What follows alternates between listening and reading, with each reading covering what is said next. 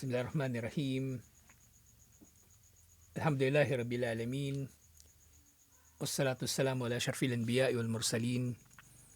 Nabiyina Muhammadin wa ala alihi wa sahbihi ajma'in. Assalamualaikum warahmatullahi wabarakatuh. So inshallah tuloy natin yung Kitabus Sawm ng Sahih al-Bukhari. Sumunod na kabanata, chapter 8, Babu Shahra Idin Layan Kusan. Ang tinutukoy dito na Shahra Idin, yung Eid ng 2 buwan ng pagkatapos ng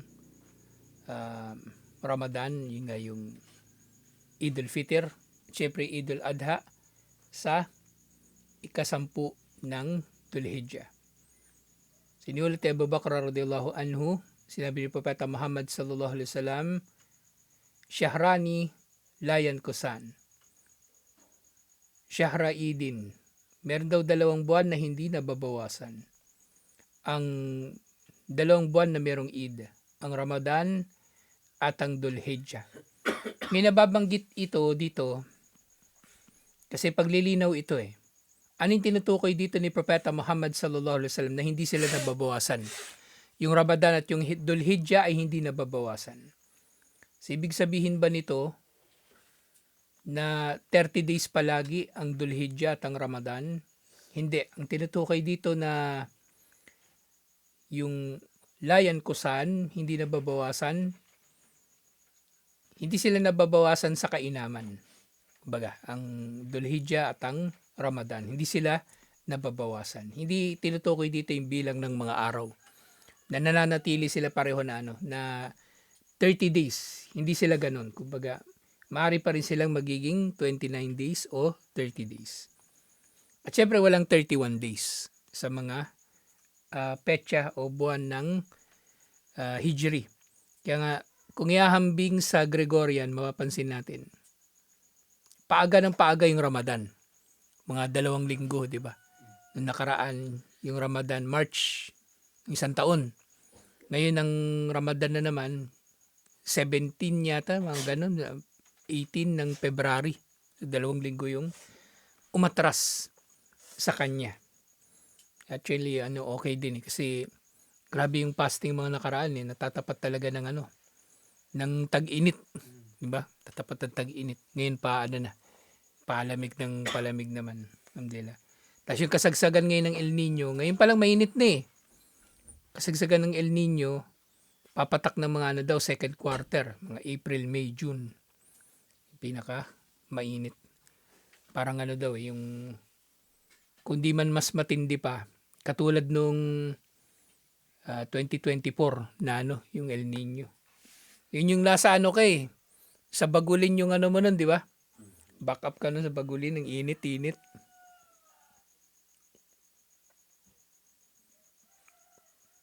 Ito tinutukoy dito, hindi siya nababawasan ng kainaman. Sumunod, chapter 9, Babu Qaulin Nabi sallallahu alaihi wasallam, kabanata tungkol sa sinabi ni Propeta Muhammad sallallahu alaihi wasallam, la naktubu wala nahsub. Hindi raw tayo nagsusulat at hindi tayo nagbibilang. So ito rin ay isinama dito kasi bilang paglilinaw. So sinabi ito ni Propeta Muhammad sallallahu alaihi wasallam. Anong ibig sabihin nito? Iniulat Ibn Umar radhiyallahu anhuma mula kay Propeta Muhammad sallallahu alaihi wasallam, inna ummatun ummiyah. Tayo raw ay ummah ng mga hindi marunong magsulat at magbasa. La naktubu wala nahsub. Hindi tayo nagsusulat at hindi tayo nagbibilang. Asyahru hakada wa hakada. Ang buwan daw ay ganito o ganito. Sa iba pang sa paliwanag, sinenyas ito ni Propeta Muhammad sallallahu alaihi wasallam na ganito. Ang buwan daw ay ganito o kaya ganito. Ibig niyang sabihin, merong buwan na mas maikli, 29 days, at merong buwan na 30 days. Yani, maratan 29 wa maratun 30. Minsan daw 29 at minsan ay 30. Na syempre, Hindi ibig sabihin itong la naksub wala naktub, na hindi raw tayo nagbibilang o nagsusulat. Hindi ibig sabihin na bawal. Hindi ito nangangahulugan na bawal. Pagkas ang kahulugan nito ay para lamang doon sa pagtukoy ng mga buwan. Dumating na ba, nagsimula na ba yung buwan at kumbaga natapos na ba ang isa pang buwan? Kumbaga, ang batayan natin sa pagtatapos ng Ramadan, hindi yung kalendaryo. Moon sighting talaga. Para matukoy yung pagtatapos ng Ramadan at pagsisimula ng Shawwal. Moon sighting talaga. Yun lang ang sinabi dito na kung bakit sinabi hindi tayo nagsusulat at hindi tayo nagbibilang. Pero kung magsusulat at magbibilang tayo sa iba pang mga bagay, pwede. Yun lang ang tinutukoy dito talaga, moon sighting. Kasi ngayon halimbawa, meron na mga kalendaryo ngayon lalo na yung mga moon phases. Alam nang ng tao kung kailan sisikat o lulubog yung buwan. Kaya yung mga yung mga nakikipagtalo madalas sa mga scholar, ang pinagbabatayan nila yung kalendaryo. Meron dito yung website, yung timeanddate.com. May kita mo doon yung yung pwesto ng buwan sa isang oras, sa isang particular na araw. May kita yung yung kanyang pwesto. Kaya meron mga nag-aanunsyo kagad, di ba, moon sighting ngayon. Sasabihin nila, wag na kayo mag-moon sighting. Hindi rin makikita ngayon ang buwan kasi ang buwan nakalubog na. Lumubog na siya, hindi na siya makikita. Kumbaga, dumating man yung oras ng magribo, dumilim, hindi na siya makikita. So meron silang pinupuntahan na website, itong tinatawag na timeanddate.com. Ito pala, meron pa nga siyang tinatawag na moon calculator. So ayan, kitang-kita yung yung buwan. So ngayon, palubog na yung yung buwan, kumbaga palubog, paliit na siya kasi patapos na yung patapos na yung buwan na ito ng Rajab. Tapos magsya-Sha'ban na naman. Magsa-Sha'ban tapos Ramadan na. So dito nakalagay din yung petsa ng new moon Si Sha'ban, tatapat siya ng tumapat siya noong hindi Sha'ban. Tama, Sha'ban nga, January 19. So January 19, ayon dito sa kalendaryo, Sha'ban na. Siyempre, yung dito, malalaman mo rin kung kailan darating yung susunod na buwan. Ngayon dito sa baba, nandito yung mga oras kung kailan sisikat o lulubog yung buwan. Kaya doon sila nagbabase. Kasi sabi nila, wag na kayo mag-moon sighting. Kasi hindi rin makikita ngayon ang buwan sa oras na to. Lumubog na yung buwan. O kaya mamaya pa siya sisikat. Ganun. Hindi pwede. Hindi natin pwede panghawakan yun. Kasi ang utos sa atin, mag-moon sighting. So kahit may mga ganito pa, makabagong teknolohiya, dapat mag-moon sighting pa rin tayo. Ang sinusunod natin yung ating mga batayan. Yung ngayong Quran at Sunnah. Ngayon halimbawa, sa sala, merong may nakwenta lang din ni Dr. Bilal Phillips. Meron daw carpet may sensor.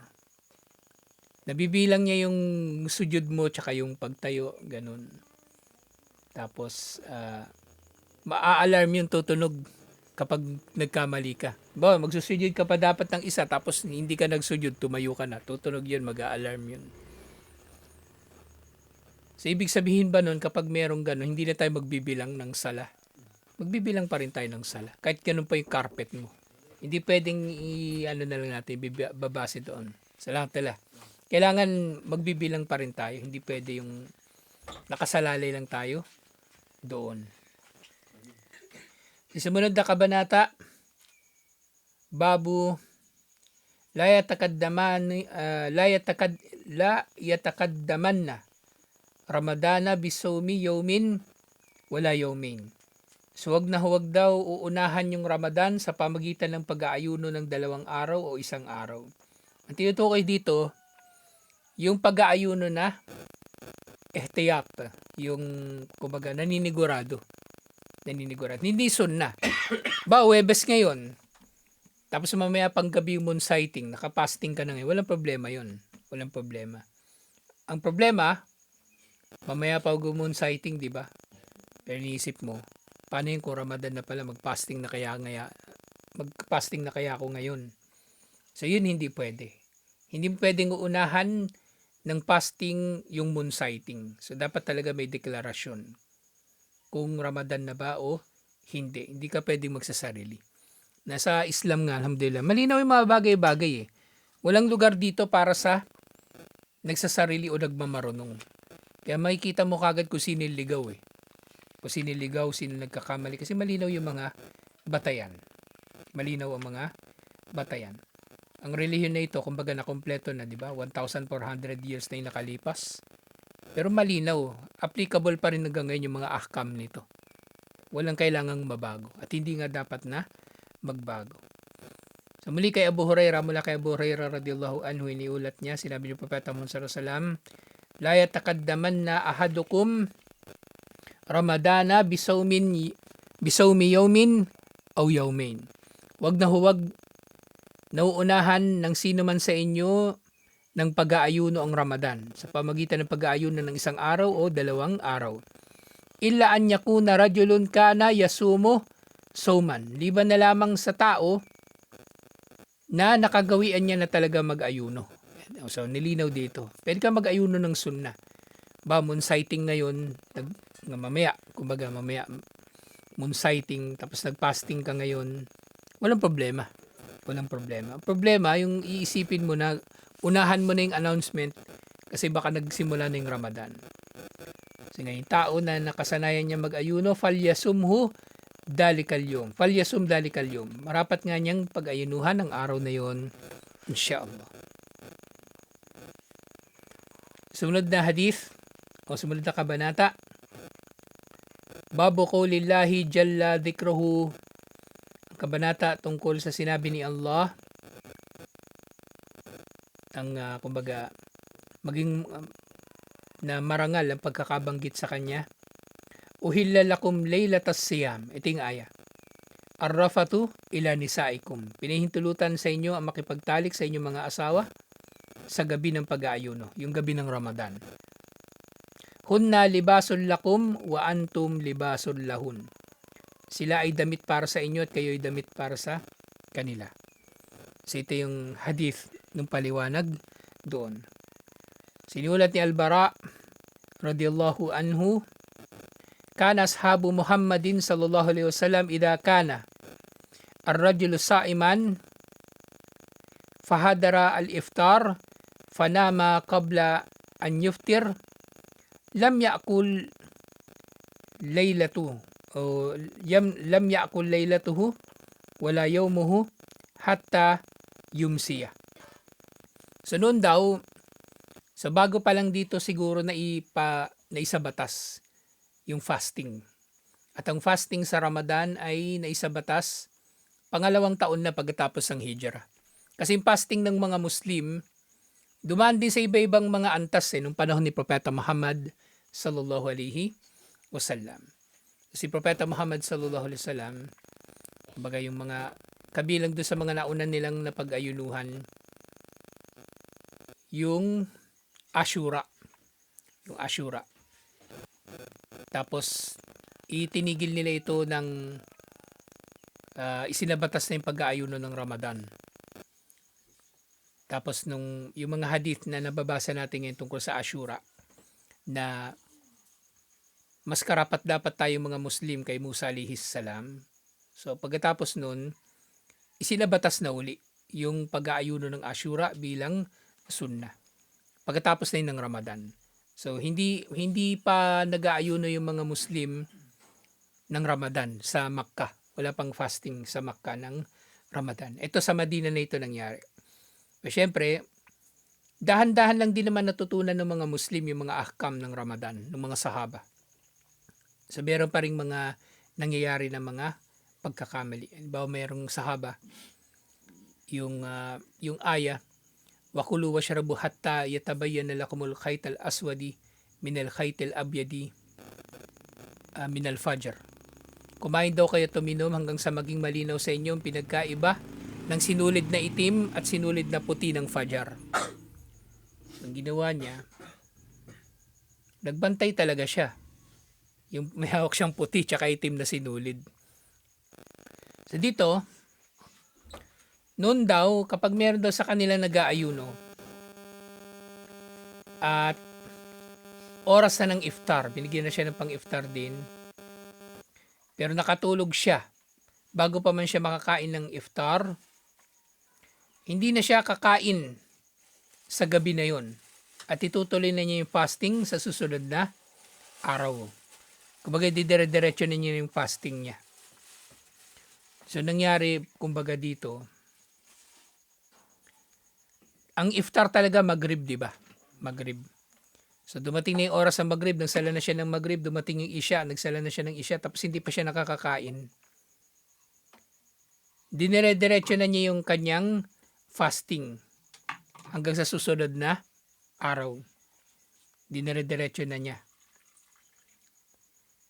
Wa inna case bin Sirma al-Ansari kana saiman. Nangyari daw to sa isang sahaba na Ansar, si Qais bin Sirma. Nagfasting daw siya. Falamma hadar al-iftar, ata imrata atahu faqala laha indaka ta'amun. Nang dumating na rin oras ng iftar, pumunta siya doon sa asawa niya at nagtanong kung meron bang makakain. So ito na yung nangyari. Kalat la, wala raw pagkain. Sabihin niya yun, ganito yung buhay ng mga sahaba. Ultimo pagkain, wala. Tayo, alhamdulillah, kahit papano meron. Kahit chichirya meron, pang iftar. So siya wala. Wala raw makain kahit ano. Walakin, antaliku faatlubu laka. So sabi ng asawa niya, walang pagkain pero lalabas ako at maghahanap daw siya ng pagkain. So siguro manguha sa kapitbahay, ganun. O mangutang. Wakana yawmuhu ya'mal. At yung araw daw na yon ay nagtrabaho si Qais. So napagod na siya. Fagalabathu ay nahu. At natalo daw siya, nagapi daw siya ng kanyang dalawang mata. Ibig sabihin nakatulog siya. Faja'athu imra'atuhu falamma ra'athu qalat kaybatun lak. At nang dumating sa kanya yung asawa niya, yung babae, may dala ng pagkain. Nang nakita niya yung asawa niya na nakatulog na. Kumbaga hindi na rin niya ginising. At ang sinabi nilang kaybatun laka. So ano na lang to, expression din nila ito eh. Kayba, ibig sabihin parang nakakayamot, ganun no. Nakayamot ka naman na pinagpagura ko 'tong pagkain. Naghanap pa ako tapos hindi ka naman pala kakain, natulog na. Katulog na siya. Falamma intasafan nahar guthiya alihi. Pero nung sumunod na araw, di ba nagising na siya ng pajar. Tapos nagtrabaho na naman siya. Yung sumunod na araw na, kasi tuloy-tuloy na yung tulog niya siguro eh. O kaya, posible nagising din siya ng gabi, pero hindi pa rin siya kumain. Hinimatay siya nung tanghali, nung sumunod na araw, na hindi siya nga nakakain. Pero nagfasting pa rin siya. Wadukira dalika lin Nabi sallallahu alaihi wasallam nazalat hadhil ayah. Binanggit ito kay Propeta Muhammad sallallahu alaihi wasallam at bumaba ang aya na ito. Uhilla lakum laylatas siyam arrafatu ila nisaikum. Na yun nga yung na pwedeng makipagtalik. Fafarihu biha farhan syadidan. At natuwa daw yung mga sahaba sa pagpapahintulot na ito ni Allah. At bumaba din yung aya, wa kulu washrabu hatta yatabayyana lakum al-khaytul abyadu min al-khaytil aswadi. Kumain kayo, tuminom hanggang sa maging malinaw sa inyo ang pinagkaiba ng puting sinulid sa itim na sinulid. So dito sa sa hadith, yung tinutukoy, 'di ba, yung pakikipagtalik. Actually to eh.